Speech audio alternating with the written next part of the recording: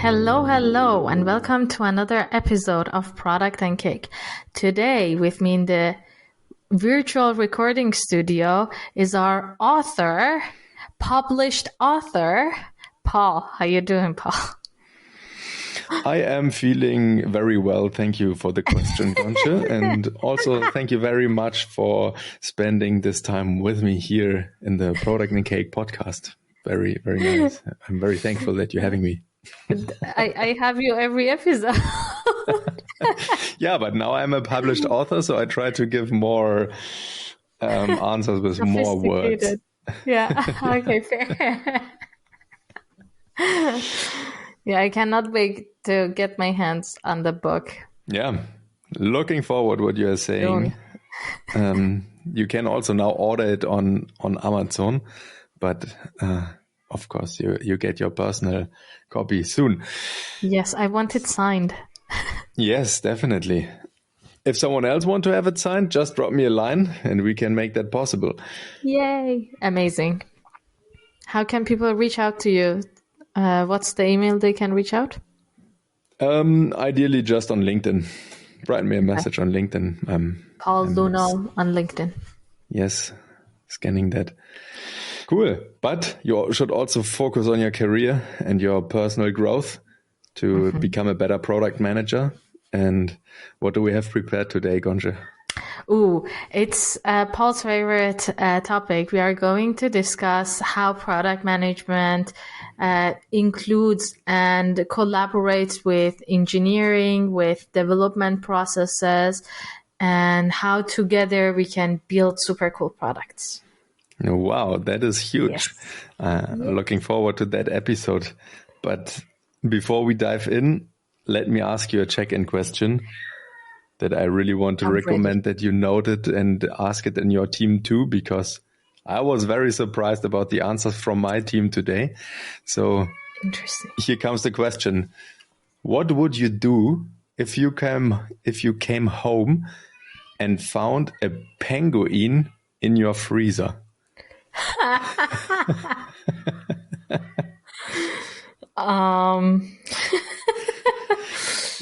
How big is my freezer in this scenario? Is it a tiny penguin? Yeah, maybe. Oh my God, I would cry. It's amazing. I love penguins. Every time I go to the zoo and I see penguins, I cry. But what an interesting question. I would check my sanity. I would check if someone else is also seeing that penguin. Good point. This is not what appeared in my team today in the morning. Oh, really? What would you do? I would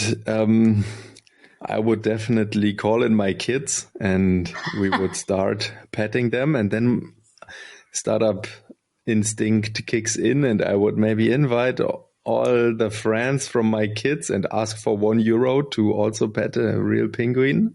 Oh my God. So we can start a small business out of it.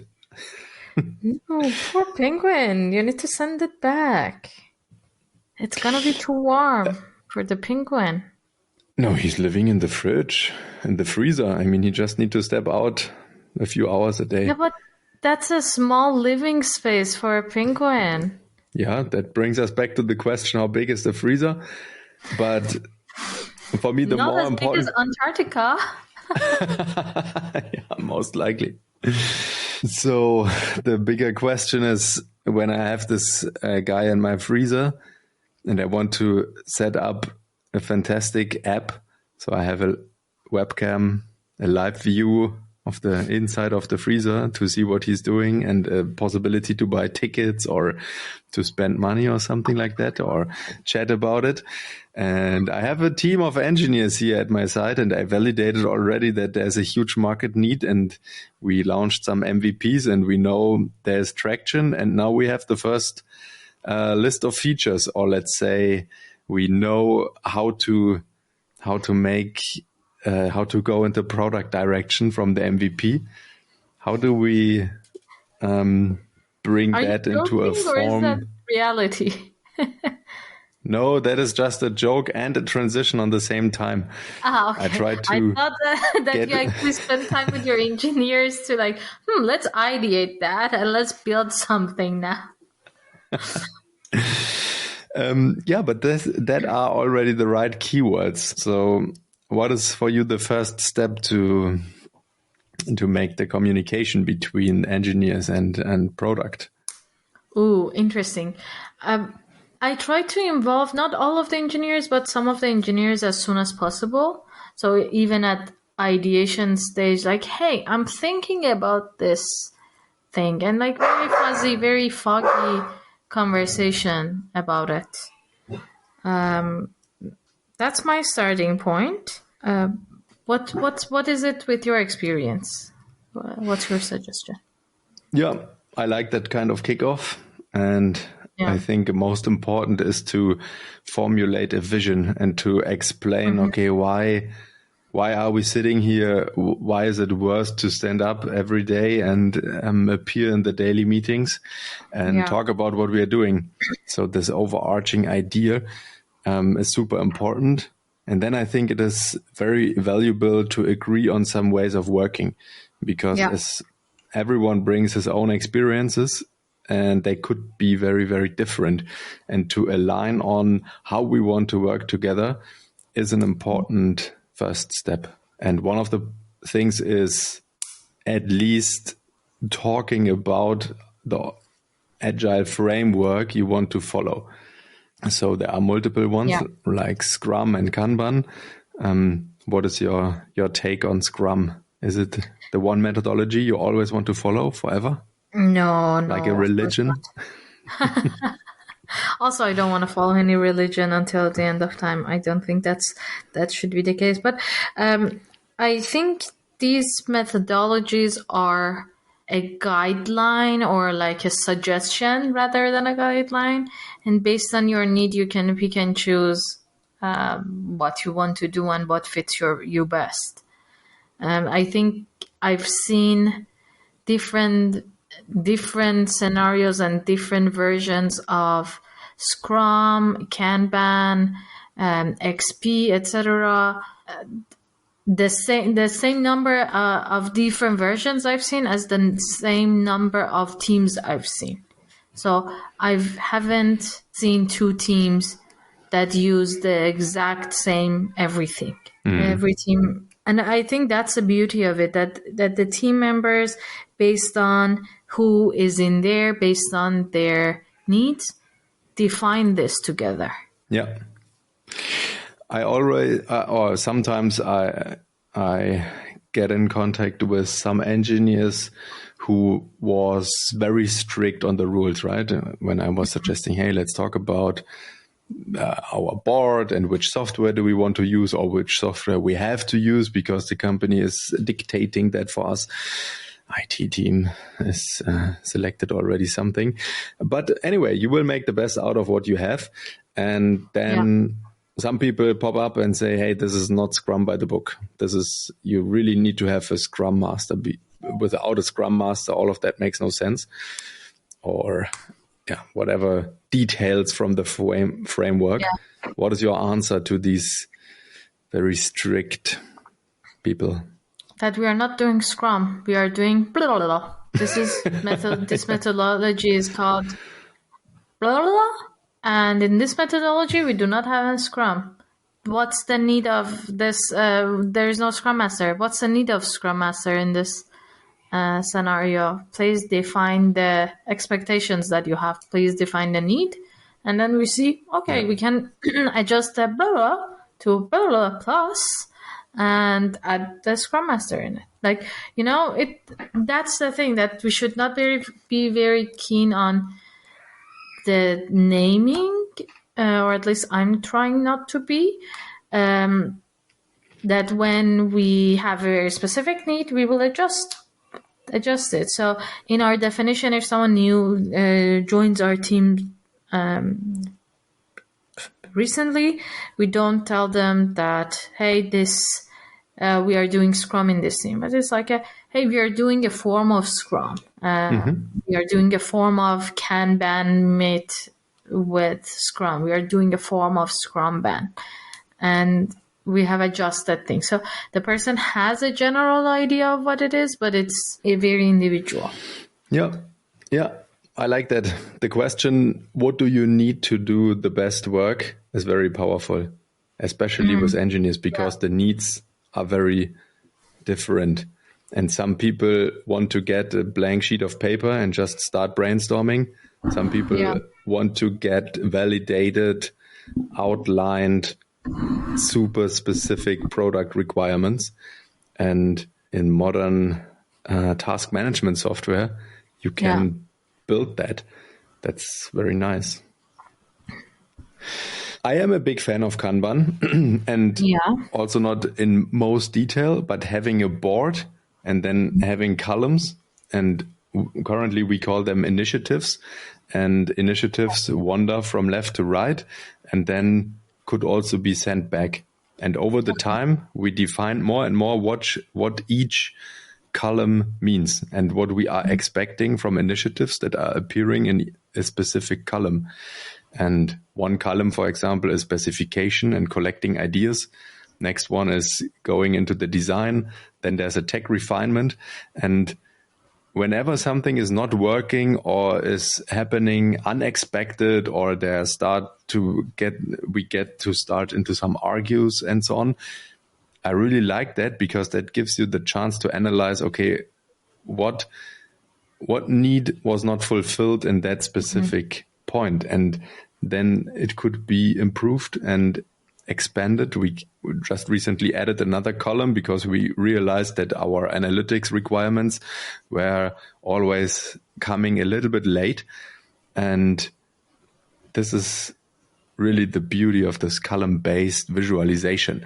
And as soon as the engineer is coming and say, hey, I need to have super detailed tech description tickets, we are saying, okay, put them as a sub-ticket into that initiative, and you can become the initiative owner and you run this one on your behalf and pick some people to support you.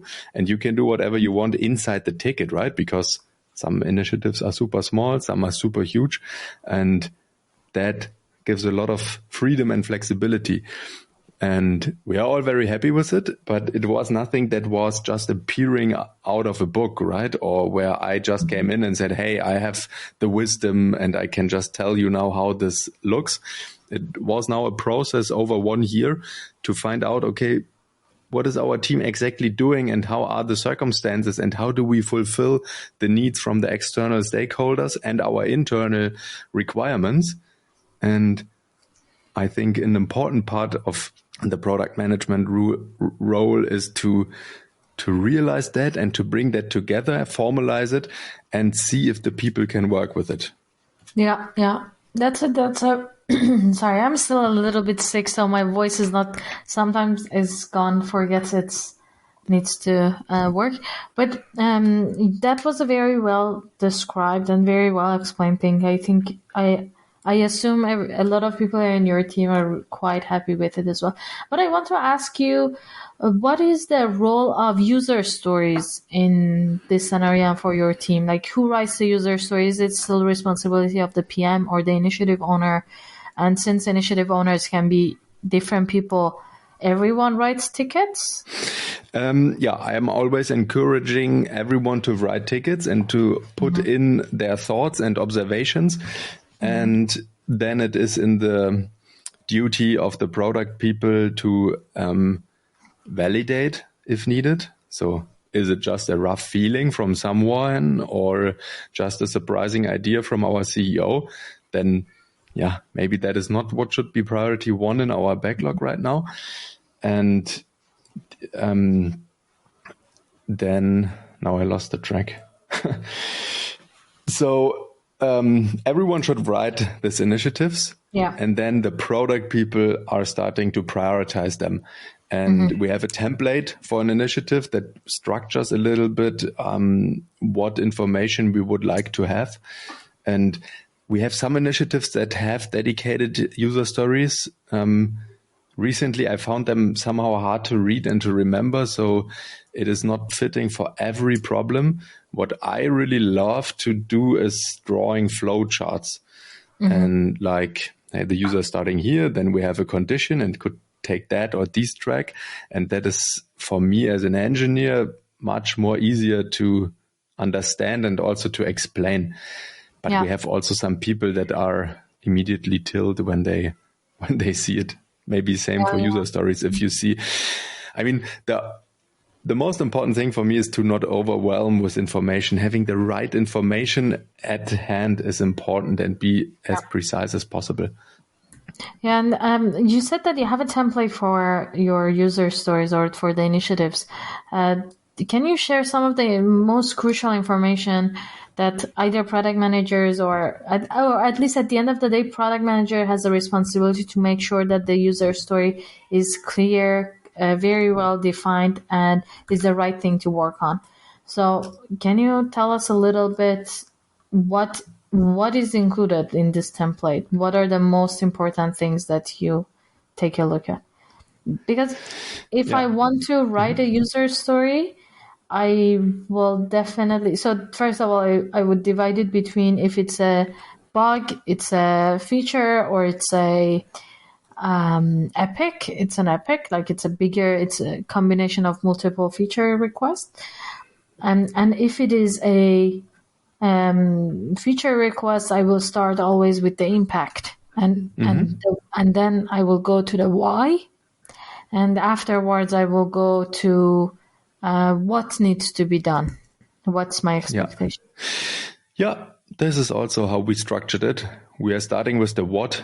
So what is the user story, or what does the user see or feel that will change?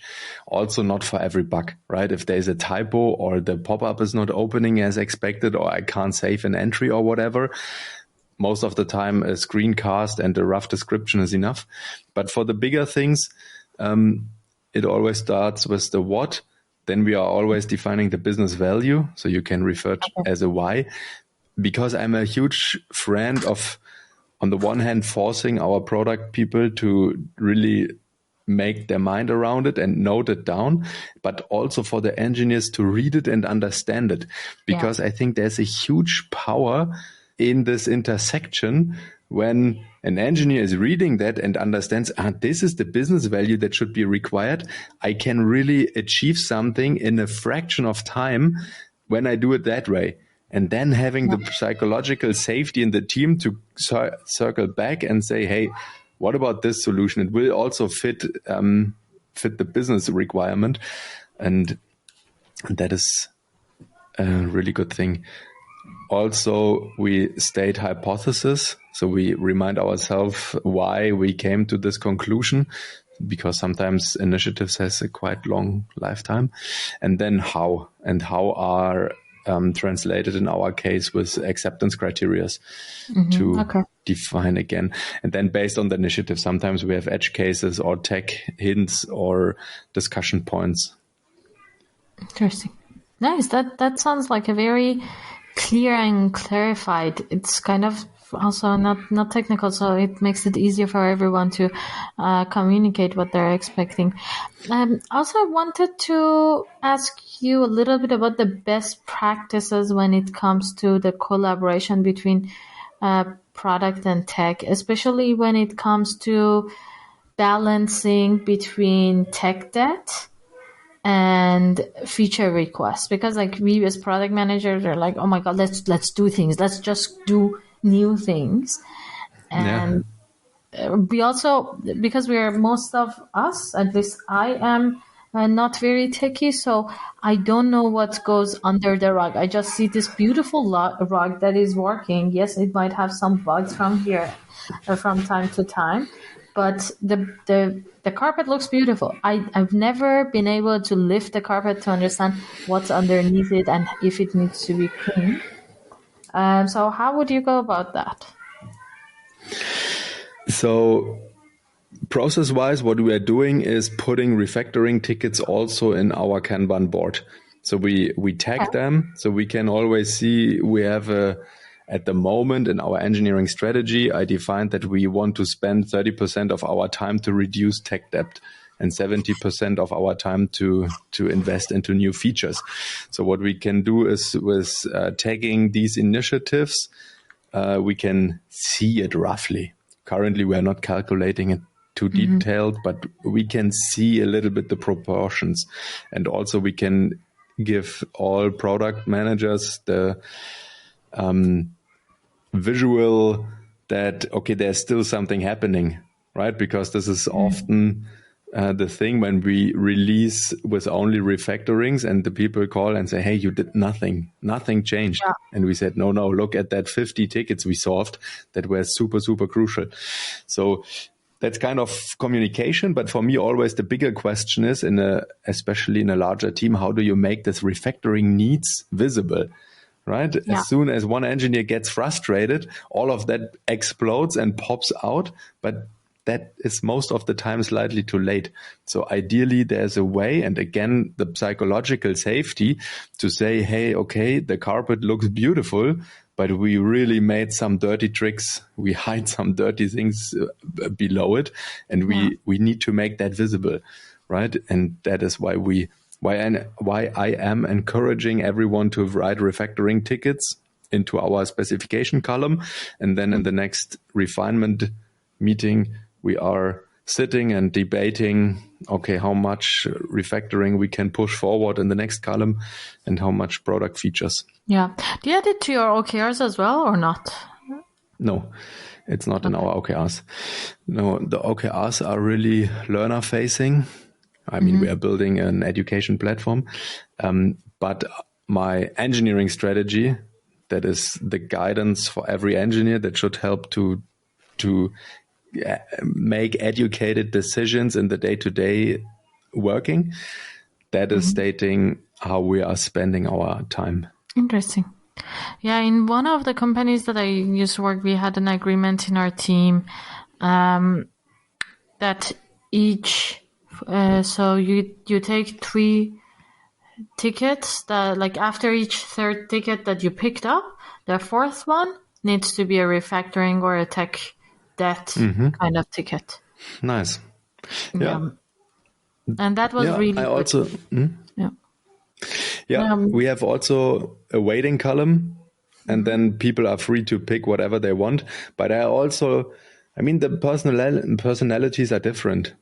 I mean, it's rarely, but there are people who love to refactor things.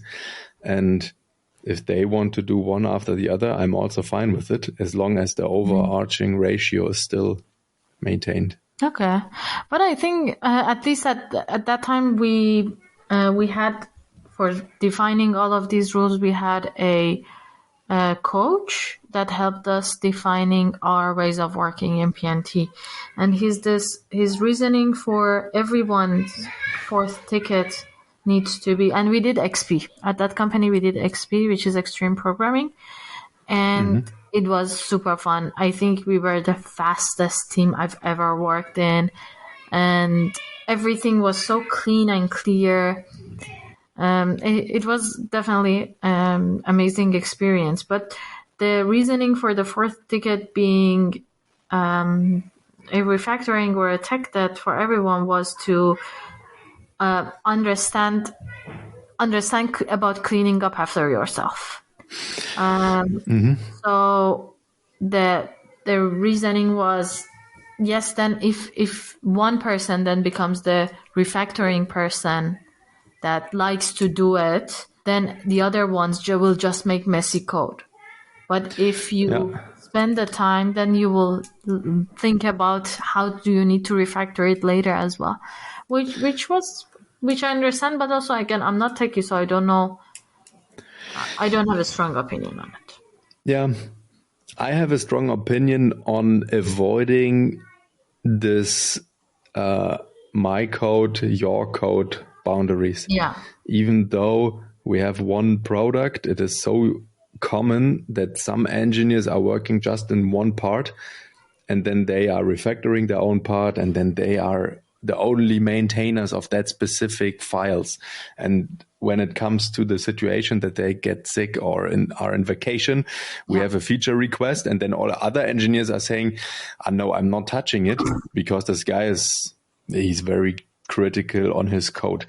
And this is what we can't afford, and what I really want to avoid. And therefore we are spending a lot of time talking about these initiatives. And this is also something where always refactoring needs are popping up. And we have also code reviews. So 2 engineers taking a look at every pull requests. And with that, we share the ownership of the code itself. Yeah. And yeah, definitely. Don't think what I said wrong. What I meant is not that the person needs to refactor their own code. The person in general needs to refactor something with the highest priority on top of the icebox list.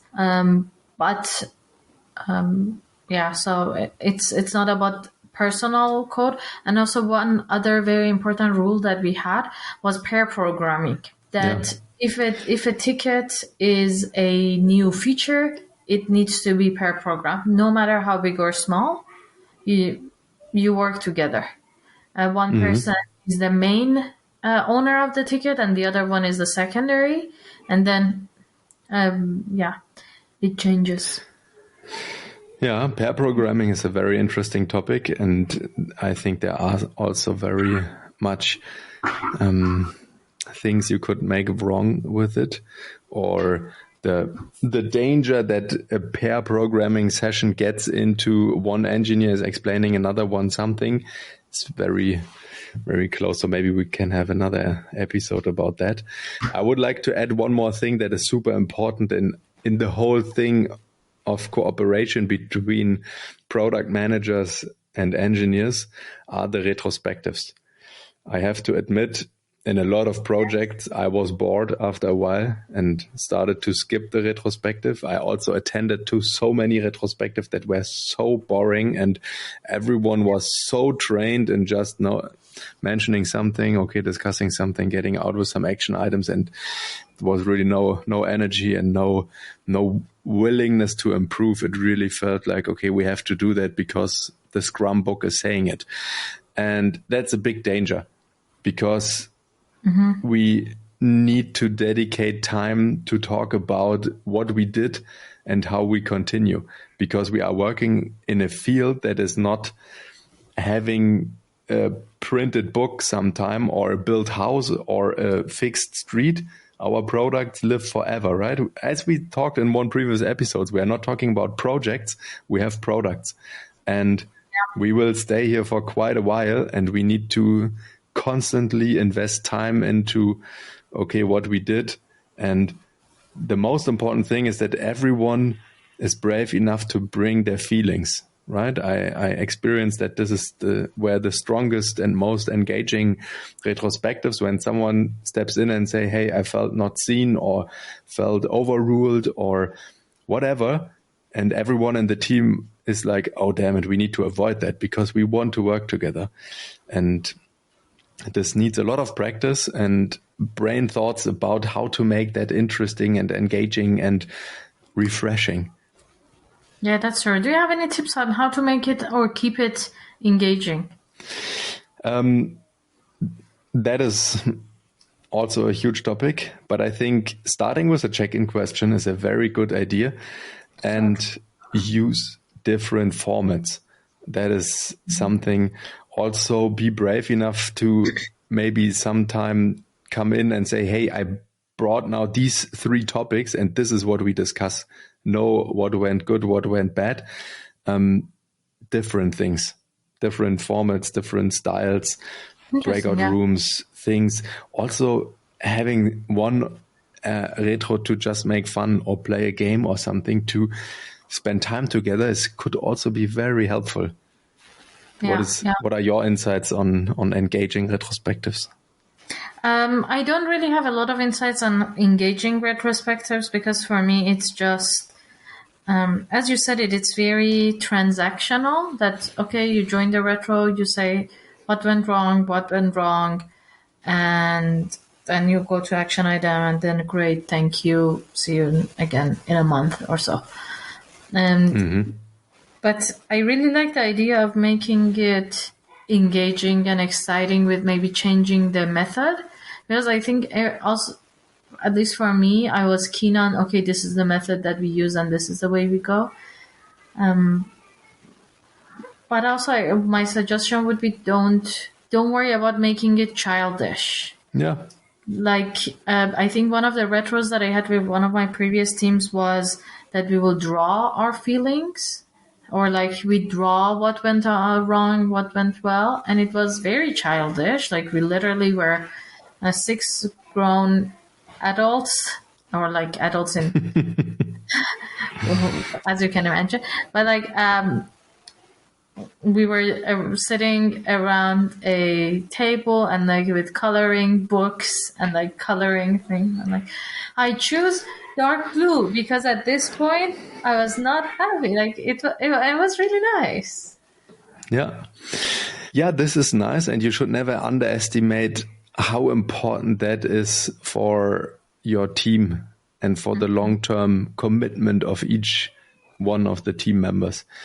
And yeah, again, as in good product work, try out multiple things. Maybe you can bring in everybody to a meeting room and then you work for 3 weeks just remote and you meet for the first time to do a retrospective.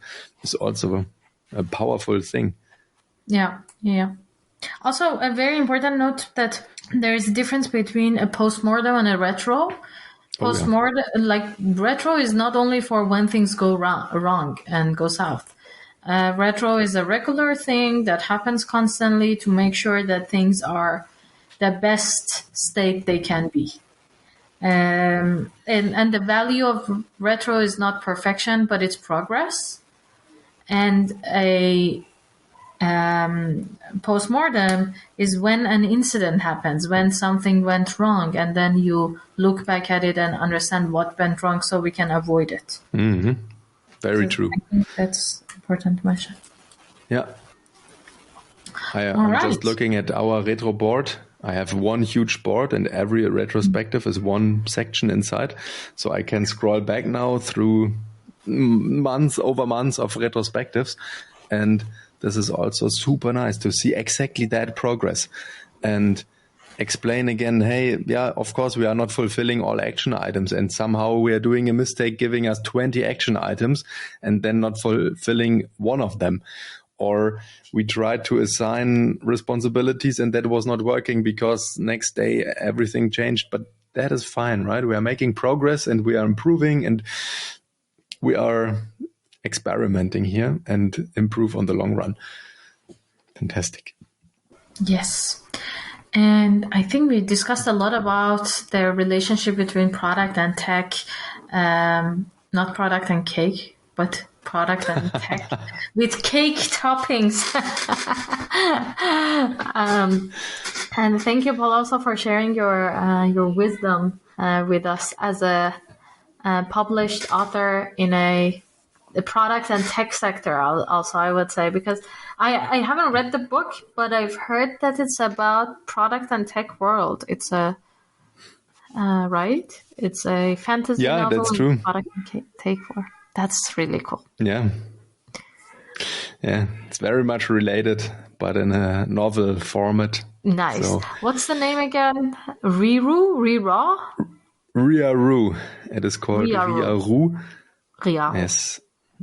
And the subtitle is Welcome to the most modern company in the world. And then an engineer gets their dream job and realizes, oh, wow, it is not like that. I also described a lot of things we are talking about, like how to work together and stuff. And it was so nice because I could just imaginary create new software to facilitate that. So so looking the book forward to your feedback. Riaro, and you can also not download it, but you can order it on Amazon and receive it at your doorstep. Yes. Thank you so much, Paul. Thank you too, Ghonche. As always, a pleasure. See you next time. Bye.